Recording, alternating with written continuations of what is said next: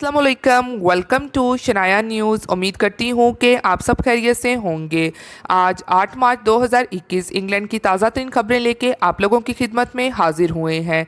बात करेंगे इंग्लैंड मुसाफरों के एयरपोर्ट पर जुर्माने मगर क्यों, हुकूमत ने किया कोरोना इमदादी बिल मंजूर। अहम न्यूज़, इंग्लैंड होम ऑफिस नई इमिग्रेशन पॉलिसी जारी, अच्छी खबर। अरबी ममालिक वैक्सीन पर इख्तलाफात का शिकार, वजह क्या? तो इन तमाम खबरों की तफसीलात जानने के लिए आप सबसे हमेशा की तरह यही रिक्वेस्ट है कि वीडियो को मुकम्मल आखिर तक देखिएगा और वीडियो को आगे अपने दोस्तों के साथ भी शेयर कीजिए ताकि वो भी यूके की और यूरोप की खबरों से आगाह हो सकें। और अगर आप में से हमारे चैनल पर कोई न्यू है तो चैनल को सब्सक्राइब कर लीजिए और साथ में बेल के आइकन को प्रेस कर दीजिए और वीडियो पसंद आती है तो लाइक लाजमी कीजिएगा। तो चलिए शुरू करते हैं आज की अहम 3 अपडेट्स का सिलसिला।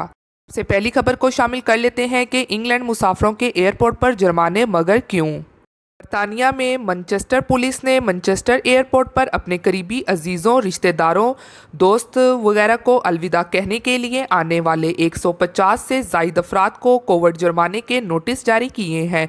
का कहना है कि मुसाफरों को छोड़ने के लिए बड़ी तादाद में लोग एयरपोर्ट पर पहुंच रहे हैं और दीगर रवानगी टर्मिनल में आकर मौजूद कोरोना वायरस के ज़वाबित की खिलाफवर्जी कर रहे हैं, जिसके नतीजे में 160 के करीब अफराद को मुकर्रर जुर्माने के नोटिस मिले हैं और जो मुसाफिर सफ़र कर रहे हैं उनको मौजूदा कवायद के तहत एक तफसीली वजह बताने की ज़रूरत पड़ेगी और आइंदा पीर से वो कानूनी तौर पर एयरलाइन को इस सफ़र की वजह बताने के जिम्मेदार भी होंगे। मैनचेस्टर हवाई अड्डे पर चीफ इंस्पेक्टर ने कहा है कि रवायती तौर पर लोग एयरपोर्ट पर अपने अजीज़ों को रवाना करने के लिए पहुंच जाते हैं। बदकिस्मती से इस वक्त कोविड-19 के कवायद व ज़वाबित के मुताबिक ऐसा करना मुमकिन नहीं है। उन्होंने कहा है कि हम रवानगी टर्मिनल में लोगों की तादाद को कम से कम करने की कोशिश कर रहे हैं और जब वो खुद सफ़र कर रहे हों इस वक्त इन्हें इस चीज़ की इजाज़त होगी। उन्होंने कहा, मेरे अफसरान समेत टर्मिनल में मौजूद हर एक की सेहत को ख़तरे में डालने के मुतरादिफ है और यही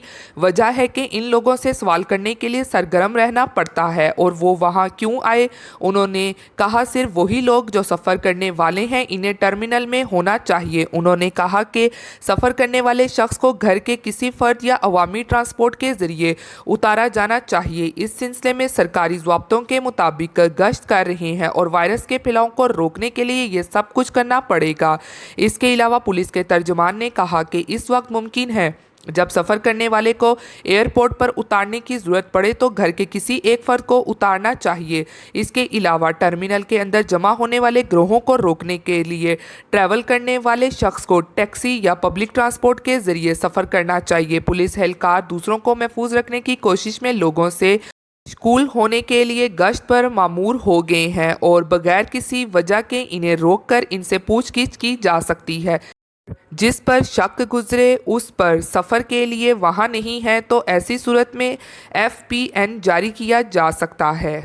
बढ़ते हैं अगली खबर की जानिब जो कि हुकूमत ने किया कोरोना इमदादी बिल मंजूर। अहम न्यूज़, खबर की तफसीलात कुछ इस तरह से है कि अमरीकी सेनेट ने $1.9 अरब का कोरोना इमदादी मनसूबा मंजूर कर लिया।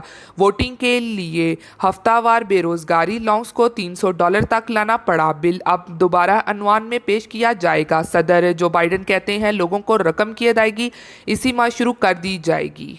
मजीद कहना था कि जो लोग कोरोना से मुतासिर हुए हैं उनको लाजमी तौर पर कोरोना इमदादी पैकेज जुनसा है वो दिया जाएगा।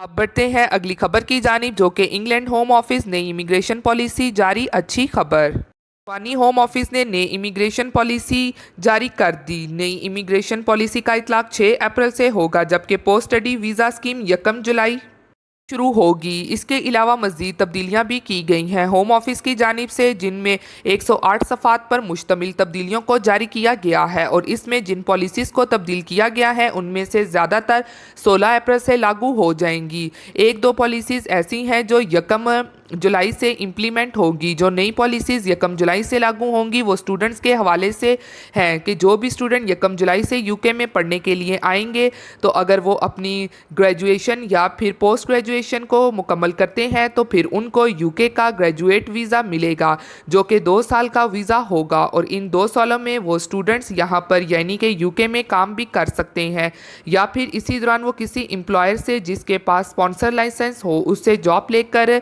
स्किल स्किल कैटेगरी में भी जा सकते हैं। तो ये एक अच्छा ऑप्शन है स्टूडेंट्स के लिए, क्योंकि जैसे ही वो अपनी डिग्री को मुकम्मल करते हैं तो उसके बाद उनके पास वक्त होगा कि अगर वो यहाँ पर जॉब ऑफ़र ले लेते हैं तो वो यूके में अपने आप को सेटल कर सकते हैं।